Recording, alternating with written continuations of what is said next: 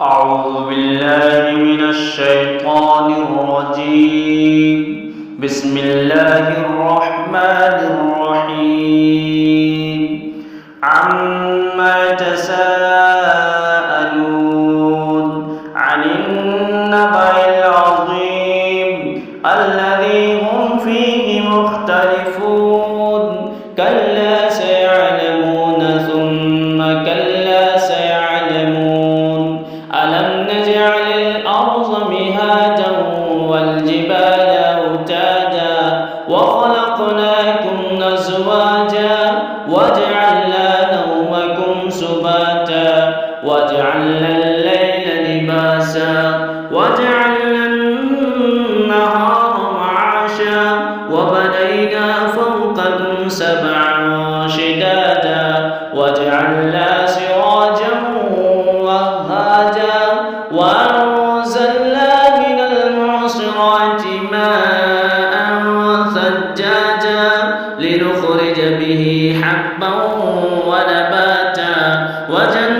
وجنات ألفافا إن يوم الفصل كان ميقاتا يوم ينفخ في الصور فتأتون أفواجا وفتحت السماء فكانت أبوابا وسيرت الجبال فكانت سرابا إن جهنم كانت مرصادا للطاغين مآبا لابثين فيها أحقابا لا يذوقون فيها بردا ولا شرابا إلا حميما وغساقا جزاء وفاقا إنهم كانوا لا يرجون حسابا وكذبوا بآياتنا كذابا وكل شيء أحصيناه كتابا فذوقوا فلن نزيدكم إلا عذابا إن للمتقين مفازا حدائق وعنابا وكواعب ترابا وكاسا دهاقا لا يسمعون فيها لغوا ولا كذابا جزاء من ربك عطاء حسابا